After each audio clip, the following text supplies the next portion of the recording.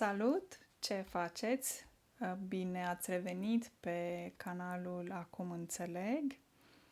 Astăzi o să vorbesc despre un subiect care cred eu că este important și despre care nu se vorbește foarte mult, și anume cuvinte țigănești. Cuvinte care provin din limba romanii sau țigănească și care se folosesc și în limba română, mai ales în limbajul colocvial. Am aici notițele mele, am și laptopul în cazul în care trebuie să verific ceva și am vrut să vă spun de la început treaba asta. Acum, o să mă vedeți că mă uit în carnețelul ăsta al meu, în care am scris destul de multe și o să încerc cumva să fac așa un rezumat și să sar peste anumite lucruri. De ce vorbesc despre asta? Pentru că eu cred că este important să înțelegem că există influențe țigănești în limba română și sunt chiar câteva cuvinte folosite des și atunci veți înțelege că acestea au o origine țigănească. Le putem identifica în filme la care ne uităm, podcasturi pe care le ascultăm, chiar și cărți pe care le citim sau articole. Deci eu spun că este important. Aceste cuvinte țigănești fac parte din argoul românesc, deci din limbajul popular, și o să vin cu câteva cuvinte și expresii care sunt cumva neoficiale și sunt frecvent întâlnite în conversații informale. Da? Și bineînțeles că se folosesc de către țigani sau tineri, de exemplu, și câteodată poate avea și o conotație vulgară. Deci sursa este țigănească și reflectă, bineînțeles, o cultură urbană, adică se întâlnește foarte des la orașe și în anumite cartiere. De exemplu, dacă ne gândim la capitală, la București, unde sunt mai multe cartiere, există, de exemplu, și cartierul Pantelimon, dacă știți, care cumva e un cartier cu o violență și probleme sociale mai ridicate, da? Și de acolo vine și formația B.U.G. Mafia, pentru cei care nu știau și au aflat de această formație. Voi care nu știți cine sunt B.U.G. Mafia, puteți să căutați un pic pe net. Deci vin dintr-un cartier așa de... din Pantelimon, cred că. Sper să nu greșesc aici. Termen de evaluare: mișto, bengos, nașpa, nasol, barosan. Mișto înseamnă bine, bun, frumos sau de calitate și se folosește de obicei în sens pozitiv, da? Bengos înseamnă tot așa, frumos, tare, puternic, poate însemna și cool, ok? Și este un derivat din cuvântul benga, care înseamnă draci. Nașpa și nasol, practic înseamnă ceva care este rău, da? Sau prost, și este adesea folosit pentru a descrie o situație sau un lucru. Nasol vine din nasvalo, care înseamnă rău. Da? Iar nasol înseamnă tot rău, dar poate descrie și o stare neplăcută. Barosan, care vine din baro, care înseamnă mare și înseamnă un om important. Da? Mișto este poate cel mai des întâlnit dintre toate aceste cuvinte și, cum am spus, poate însemna fain, mare, fain, tare, super, grozav. Să vă dau și câteva exemple. Filmul ăsta e chiar mișto, îl recomand. Ce tricou mișto ai, de unde l-ai luat? A fost o vacanță super mișto, ne-am distrat la maxim. Ai o mașină bengoasă, frate. Ai o mașină bengoasă, frate. Da? Cam așa s-ar spune în mod natural și bengos aici înseamnă o mașină foarte tare, da? E șmecheră, e impresionant, care iese cumva în evidență. și a luat un telefon bengos, ultimul model. Oh, ce zi nașpa am avut azi! Poți să spui ce zi nasoală am avut astăzi, da? Deci nasoală înseamnă prost, urât, neplăcut și de proastă calitate. Sau mâncarea de la restaurantul ăsta e nașpa și să nu mergi acolo. Adică nu e bună. E nasol că a întârziat trenul 2 ore. Adică e rău, nu e bine. Situația e cam nasoală, trebuie să găsim o soluție. Deci situația este rea, neplăcută, este gravă, este dificilă. A fost un accident nasol, dar din fericire n-a pățit nimeni nimic. Nașpa se folosește adesea mai colocvial, mai ironic și este mai mult de cartier. Nasol este puțin mai neutru, dar tot informal și foarte folosit. E mare barosan, are 3 firme și o vilă în Pipera. Barosan vine de la baros și înseamnă ciocan mare, deci baros înseamnă ciocan mare, dar vă reamintesc că baros înseamnă șef mare. Un om important, influent, șmecher, da? Barosan asta înseamnă. Iar Pipera este un cartier al orașului Voluntari, da? Care se situează în vecinătatea sectoarelor 1 și 2 București, în județul Ilfov. Nu te lua de el, e barosan pe aici, da? E mare, e șef. Vrea să pară barosan, dar în realitate n-are nimic. Dacă revin la mișto, avem și o expresie pe care vreau să o identificați în diferite contexte cu care veți avea voi contact în diferite forme, fie că vorbiți cu cineva în limba română, ascultați un podcast, vă uitați la un film, da? Se numește a face mișto de ceva sau a face mișto de cineva, care înseamnă a-și bate joc de cineva, a râde de cineva, a lua peste picior, a ironiza sau a batjocori. Nu mai face mișto de mine că nu e amuzant. Adică mă ironizezi, mă iei peste picior, nu îmi place și te rog să încetezi. Credeam că glumește, dar de fapt nu făcea mișto, era sincer. Deci părea că ironizează, dar spunea adevărul în realitate. El face mișto, el face mereu mișto de toți și de toate, adică are obiceiul să ironizeze totul. Următorul cuvânt, diliu, este un adjectiv care înseamnă nebun, trăznit, țăcănit, care este folosit în mod amuzant sau peiorativ. Avem și verbele a se dili, diliu, dilău, care dilău vine din Delhi, turcă, prin intermediul țigănescului dili. Și avem sandilău, care este un adjectiv, vine din expresia san dilo, adică ești prost. Și înseamnă o persoană nebună, trăsnită, ciudată. Este un cuvânt mai vechi, popular, adesea comic, care poate suna mai jignitor decât diliu. De exemplu, ăsta e diliu rău, vorbește singur pe stradă. Ce idee Dili a avut? Noroc că a ieșit bine. Să te arunci în lac iarna, ești diliu? A râs ca un diliu toată ziua, adică a râs ca un nebun toată ziua. Bineînțeles că se poate folosi și forma de feminin dilie, pluralul dilii. Adesea se folosește în ideea de e dus cu capul, da? E nebun, e dus cu pluta. Astea sunt expresii în limba română. Când e dus cu pluta, adică nu e normal la cap, e nebun. De exemplu, lasă-l e sandilău, nu-l băga în seamă. Da? Ce tot spui acolo? Parcă ești sandilău. Nu e rău, doar un pic sandilău are idei ciudate.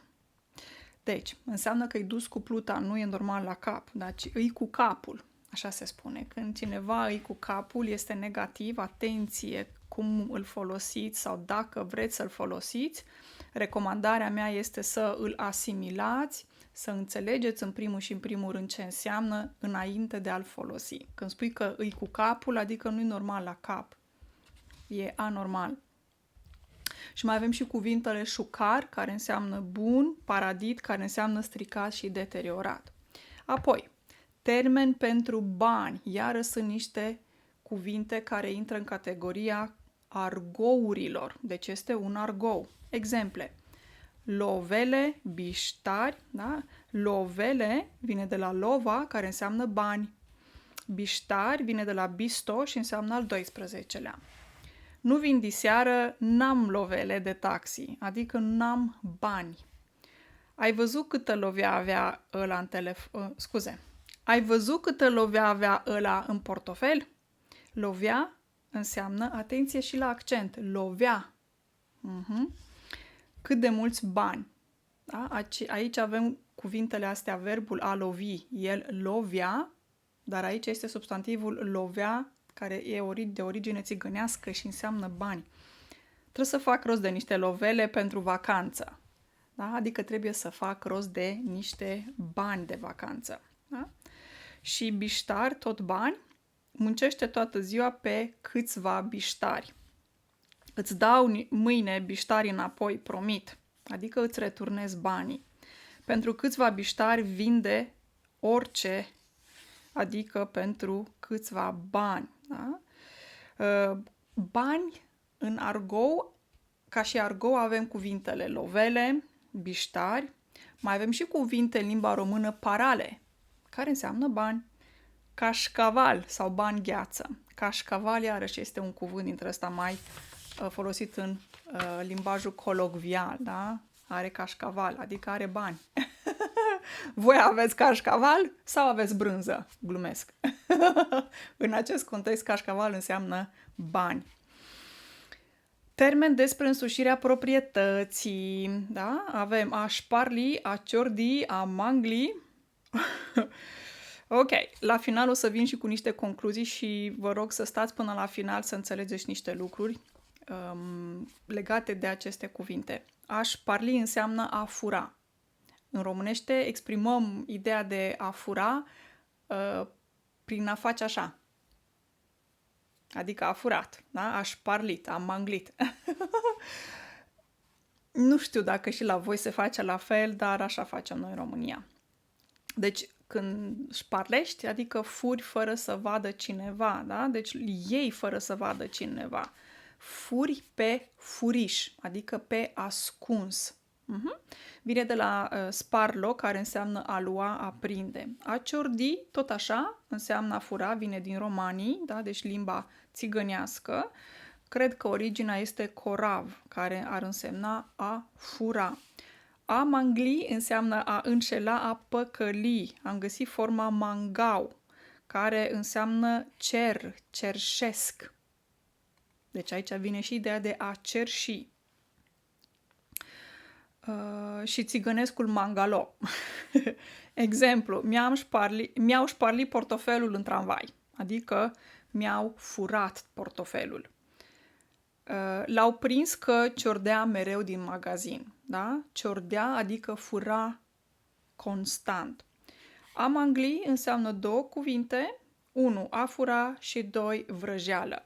A fura, a cerși sau a milogi, iar al doilea înțeles este de o vrăjeală, abureală. Da? Deci este un discurs înșelător. Exemple. A manglit un portofel din geantă fără să vadă nimeni. Da? A furat. A venit iar să manglească o țigară, adică să ceară insistent. L-a manglit de 100 de ron, adică l-a furat.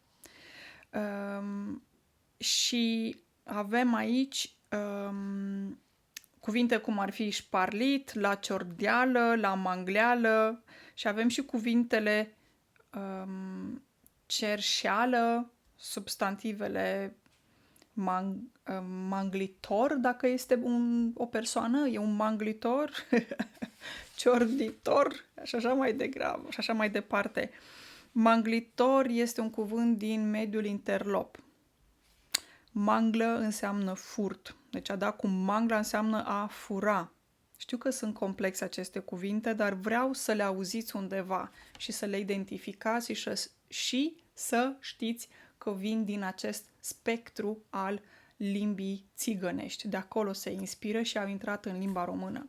Sau, de exemplu, al doilea înțeles care le-am spus, vrăjeală sau abureală. Haideți să vedem acum câteva exemple. Mă iei tu cu mangleală de asta ieftină. Adică mă iei tu cu vrăjeală și abureală de asta ieftină. Adică nu mă păcălești tu așa ușor. Sunt niște minciuni frumoase și promisiuni false. Asta înseamnă abureală și vrăjeală. Da, se folosesc foarte des aceste cuvinte abureală și vrăjeală în limbajul colocvial. Inclusiv eu îl folosesc. Dar nu folosesc cuvântul manglit. O să vă spun la final ce folosesc eu și ce nu folosesc și ce este foarte dur și poate chiar vulgar. Termeni despre ebrietate, a se matoli, a se machi, a se pili, care înseamnă a se îmbăta. Deci bei excesiv. Hai să vedem. Ne-am pilit puțin la ziua lui Florin. După 3 beri deja se vedea că e machit, adică băut, beat. S-a machit rău aseară și nu mai știa unde e. Adică a băut peste măsură, foarte mult. Nu mai știa cum îl cheamă, așa de rău s-a matolit la Crăciun. S-a matolit, s-a îmbătat. S-a făcut mangă. Foarte des folosesc oamenii când spun s-a făcut mangă. Când vorbim de alcool, de petreceri, de prea mult alcool, de s-a depășit o limită, s-a făcut mangă. Nu mai știa de el. Mergea pe 7 cărări. Da, interesant. Avem și, hai să vedem, cred că și cuvântul ahali are origine, este puțin nesigur. Dați-mi o secundă să verific încă o dată. Cred că e puțin origine nesigură. Ahali înseamnă a mânca. Eu simt că acest verb de multe ori se folosește în ideea de a mânca cumva repede și mult. Așa. Mi-e o foame de lup că aș hali orice. Adică mi-e o foame atât de mare încât aș mânca orice. Și avem aici pe ultima observație pe ultima pagină mea, o posibilă proveniență țigănească. Deci e posibilă. Baftă. E posibil să vină din țigănească, baftă ar veni din baht, din persană, prin intermediul limbii turce. Dar nu se știe dacă țigănească a jucat vreun rol în procesul de împrumut. Nu știm asta. Călău. Poate că vine de la calo sau colo, care înseamnă negru și este înrudit etimologic cu numele zeiței Cali. Romii erau călăi în mai tot spațiul românesc pentru că aveau un job, o meserie, o slujbă, dar era una stigmatizată, deci avea se spunea că este o meserie bine plătită. Ok? Am citit într-un articol că în Brașov există chiar și dinastii ai călăilor. Interesant, nu? Mai avem cuvintele ahali, care înseamnă a mânca, a mierli, care înseamnă a fura, și bășcălie. Când faci bășcălie de cineva, adică râzi de cineva, a râde de cineva. O altă posibilă variantă care ar veni din alte origini, via, deci prin țigănească în limba română, e posibil să fie cuvântul gagiu. Gagiu vine din turcă. Pentru voi care vorbiți limba turcă o să știți adhagic, nu știu dacă am pronunțat corect, care înseamnă persoană, individ sau chiar și amant. Și a intrat în limba română prin limba țigănească, unde mai înseamnă și cel care nu este de etnie romă. Da? Un gagiu, adică nu aparține etniei rome sau dintre țigani. Canci. Ok, ăsta îl folosea mamaia. Canci înseamnă nimic, deloc. Vine din canci, țigănesc, cuvânt țigănesc. Exemplu, mi-a promis că mă ajută și am primit canci. Când am cerut mărire de salariu, știi ce am primit? Canci. Este un pic vulgar. Mamaia, de exemplu, îl folosea și însemna nimic. Și, practic, haideți să vă arăt. Vedeți, aici am degetul ăsta mare și îl punea mamaia așa, deci între astea două degete și făcea așa, canci. Și mi-arăta așa, canci, adică nimic. E puțin vulgar, cred că înțelegeți la ce face referire, da? Deci, iarăși, origine țigănească, posibilă origine țigănească. Acum, pe final, niște concluzii. Înțelegeți că limba română este o limbă foarte variată, o limbă foarte bogată și, din păcate, multe cuvinte care vin de la